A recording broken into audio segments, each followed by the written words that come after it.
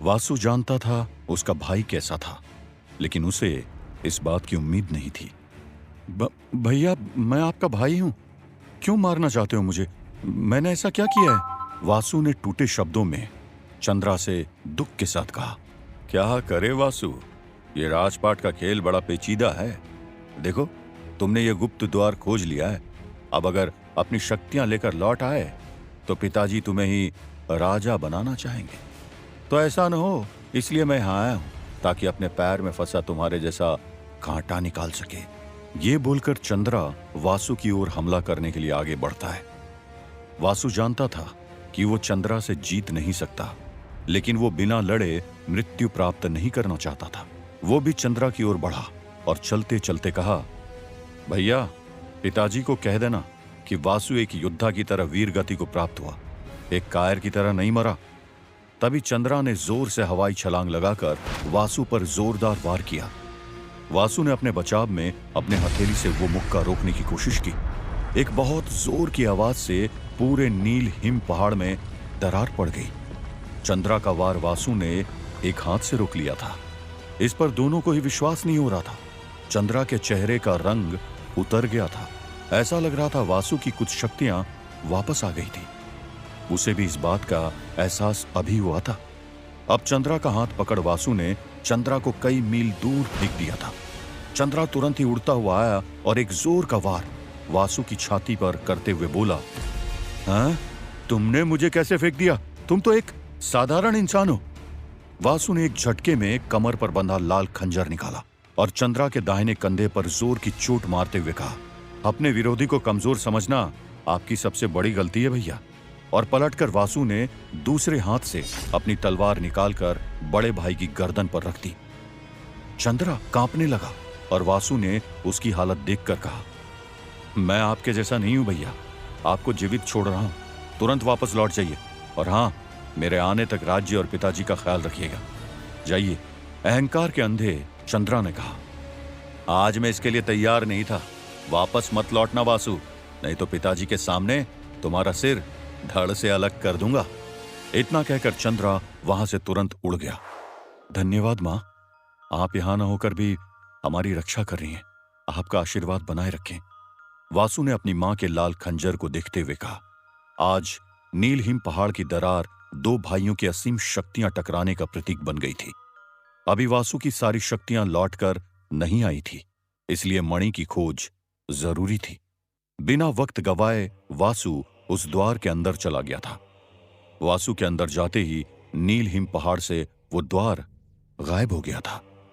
वासु अब एक पर्वत श्रृंखला पर आ पहुंचा था। यह पर्वत भूरे रंग का था और दूर दूर तक कोई पेड़ नजर नहीं आ रहे थे। यहां पूरे पहाड़ पर रेत फैली हुई थी। थोड़ा आगे चलने पर वासु को पहाड़ के नीचे कई छोटे छोटे लकड़ी के बने हुए घर दिखने लगे थे और कुछ छोटे छोटे इंसान भी। तभी वासु ने सोचा, लगता है मैं किसी गांव के अंदर पहुंच चुका हूं, लेकिन यहां के लोग कदकाठी में इतने छोटे क्यों लग रहे हैं? गांव के लोगों की नजर वासु पर जैसे ही पड़ी तो वासु को देखकर पूरे गांव में हड़कंप मच गया था। लोग वासु को दानव समझकर डर के मारे भागने लगे थे, क्योंकि वासु उन सबसे बहुत लंबा और चौड़ा था। देखिए, सुनिए, आप लोग भाग क्यों रहे हैं? मैं आपका दुश्मन नहीं हूं, मेरा नाम वासु है। वासु से कद में छोटे गांव के लोग को वासु ने समझाने की कोशिश की, लेकिन किसी ने वासु की एक न सुनी। भीड़ की आवाज सुनकर सेना की एक टुकड़ी गांव में पहुंच गई थी। घोड़े पर सवार सैनिकों को अपनी आंखों पर विश्वास न हुआ। इतना लंबा और गोरा इंसान उन्होंने कभी नहीं देखा था। वासु उनके पास चलते हुए आया तो सैनिकों ने तलवार निकाल ली थी। वासु, जो उनकी तलवार को अपने हाथ से तोड़ सकता था, विनम्र होकर बोला, आप सेनापति हैं? हाँ, सेनापति ने डरते हुए कहा। ये कौन सी जगह है? क्या नाम है साम्राज्य का? वासु ने सेनापति से पूछा। तू सोनपुर राज्य में है। क्या हमारे दुश्मन ने तुझे हम पर हमला करने के लिए भेजा है? मैं आपका दुश्मन नहीं हूं, मैं तो बस एक पर्वत श्रृंखला और मणि को खोजते हुए यहां पहुंच गया हूं, वासु ने सेनापति से कहा। सेनापति को वासु की कोई बात समझ नहीं आई और उसने वासु को एक खतरे की तरह ही देखा और सैनिकों से कहा, बंदी बना के इसे राजा के सामने पेश करो, तभी ये सच बोलेगा। वासु जानता था कि ये सेनापति उसकी कोई मदद नहीं कर पाएगा। शायद इनके राजा कुछ जानते हो। ये सोचकर वासु बिना विरोध करे लोहे की जंजीरों में बंदी बनकर राजा के दरबार की ओर बढ़ने लगा था। सोनपुर राज्य के राजा थे महाराज हरिवंश मौर्य। महल भव्य जगह में फैला हुआ था। कई बड़े और छोटे गुम्बद पूरे महल के अलग अलग हिस्से में थे। स्वर्ण रंग का यह महल मानो सोने से बना था। अंदर आते ही वासु की नजर भव्य चित्रों पर पड़ी। वाह, ये तो बहुत सुंदर चित्र हैं। मैंने इतने सुंदर चित्र कभी अपने महल में भी नहीं देखे। वासु अब राजसभा में आ चुका था, जहां खाली सोने का एक सिंहासन रखा था और नीचे दोनों ओर मंत्री अपनी कुर्सियों पर बैठे थे। हर कोई वासु को अचंभे से देखकर अपनी कुर्सी से खड़ा हो गया था। महल की दासियां और राजकुमारियां वासु की सुंदरता देख उस पर मोहित हो रही थी। पूरी सभा लोगों की धीमी धीमी फुसफुसाने की आवाज से भर गई थी। वासु को बीच में लाकर खड़ा कर दिया गया। खामोश! सिपाही ने सभी लोगों से जोर से कहा। राजाओं के राजा महाराज हरिवंश मौर्य पधार रहे हैं। पूरी सभा के लोग राजा के सम्मान में अपने घुटनों पर झुक गए थे, लेकिन वासु वहीं खड़ा रहा। सैनिकों ने बल लगाकर उसे घुटने पर बैठने की हिदायत दी, लेकिन वासु को हिला भी न सके। अपनी मोटी तोंद और घनी दाढ़ी लिए राजा दरबार में पहुंचे और अपने सिंहासन पर बैठे और उनके बाद पूरा दरबार अपनी जगह पर बैठ गया। राजा वासु को देखते ही चौंक गए थे, लेकिन फिर भी अपने चेहरे को भावहीन बनाए रखा था।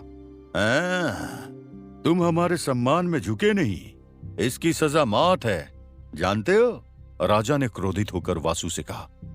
महाराज, सम्मान दिल से होता है, दिखावे से नहीं। वैसे भी हम आपका ज्यादा समय नहीं लेंगे। वासु ने कहा।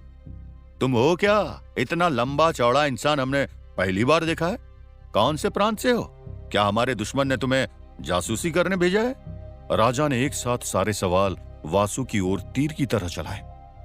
वासु इन प्रश्नों का चाहकर भी उत्तर नहीं दे सकता था, क्योंकि वो किसी साधारण आदमी को अपने जादुई राज्य इंद्रपुरम के बारे में नहीं बता सकता था। माफ कीजिए, लेकिन मैं आपको नहीं बता सकता कि मैं कहां से हूं, पर हां, इतना बता दूं कि मैं एक मणि की खोज में हूं, जो किसी पर्वत श्रृंखला में रहने वाले नागमणि समुदाय के लोगों के पास है। क्या आप हमें बता सकते हैं वो पर्वत श्रृंखला कहां है? आपको अगर नहीं पता तो मुझे आगे बढ़ने दे। लोहे की जंजीरों में बंधे वासु ने कहा। हमारी अनुमति के बिना तो एक पत्ता भी नहीं हिलता है, तो तुम कैसे चले जाओगे? कारावास में रहकर अच्छे अच्छों का मुंह चलने लगता है। सैनिकों, इसे कारावास में डाल दिया जाए और ये जब ये सच बताने के लिए तैयार हो, इसे फिर से पेश किया जाए। राजा ने कहा। वासु ने एक झटके से जंजीरें तोड़ डाली। सैनिक डर के पीछे हुए और राजा के चेहरे पर भी अब डर साफ दिख रहा था। देखिए, मैं आपको नुकसान नहीं पहुंचाना चाहता। मैं जा रहा हूं, मुझे रोकने की कोशिश न करें। ना ही मैं आपका बंदी हूं और न ही आपका दुश्मन। वासु ने विनम्रता बरकरार रखते हुए कहा और पलटकर जाने लगा। इसे मार गिराया जाए। राजा ने सैनिकों को चीखते हुए आदेश दिया। तलवार लेकर सैनिक वासु की ओर बढ़े और वासु ने एक झटके में उन्हें पटक दिया। दूर खड़े तीरंदाज ने एक तीर वासु पे चलाया और वासु ने अपने हाथ से उस तीर को रोक लिया और व्यंग कसते हुए उनसे कहा, हो गया हो आपका तो अब मैं जाऊं? राजा की डर के मारे बोलती बंद हो गई थी।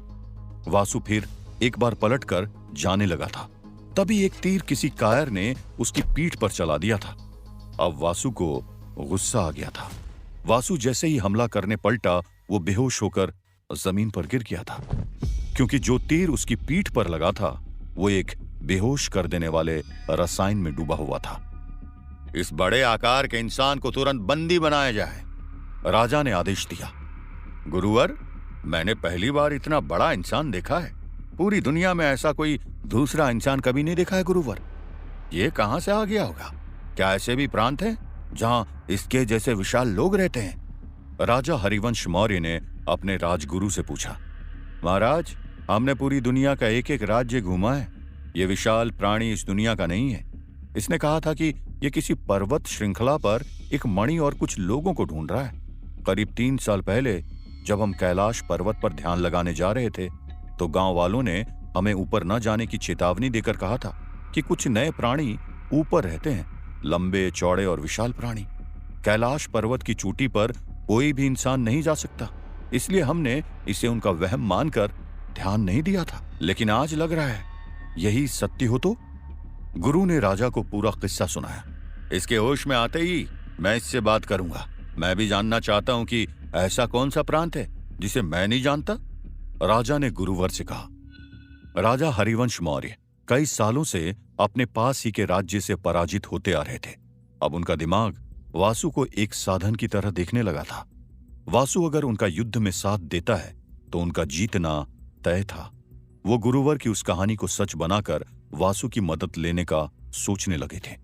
कुछ घंटों बाद वासु को होश आया और उसने अपने आप को लोहे की कई सारी सलाखों के पीछे पाया। कौन था वो कायर जिसने मेरे पीठ पीछे वार किया था? मैं उसे जिंदा नहीं रहने दूंगा। अरे क्या तुम लोगों में वीरता नहीं है? वासु जोर जोर से चीखने लगा था।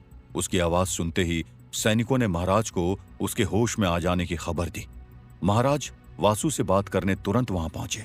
वासु ने राजा को देख तुरंत कहा, हमने आपसे कहा था हम किसी को कोई हानि नहीं पहुंचाना चाहते, लेकिन अब जितनी लाशें बिछेंगी ना, उनके जिम्मेदार आप होंगे।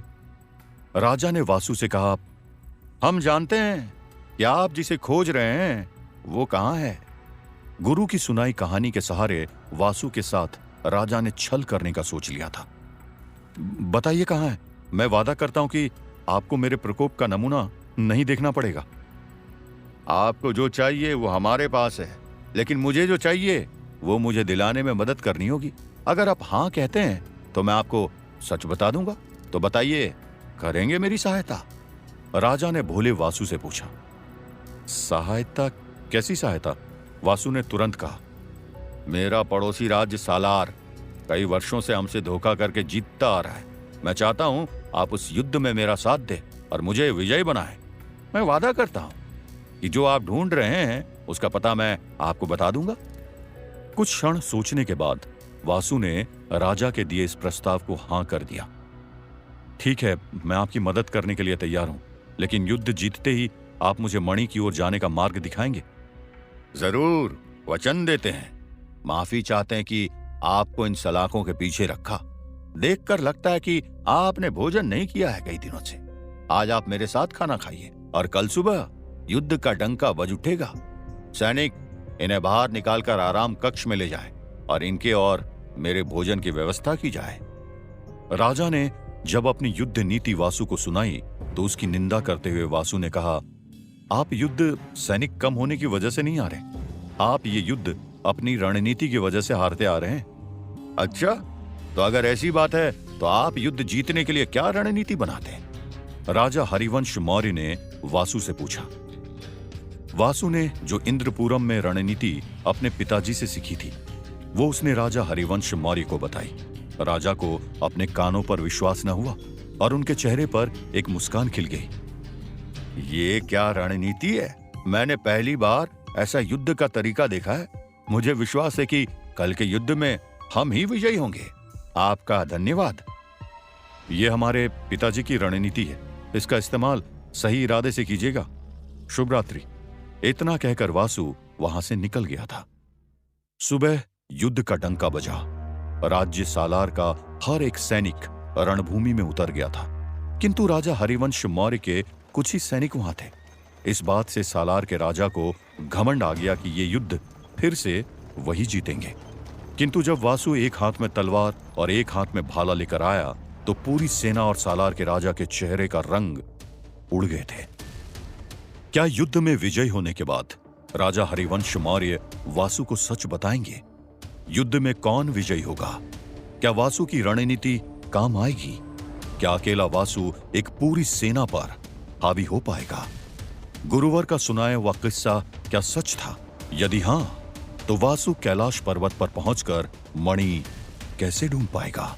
क्या वासु अपनी शक्तियां पाकर इंद्रपुरम राज्य का शासक बन पाएगा? जानने के लिए सुनते रहिए मार।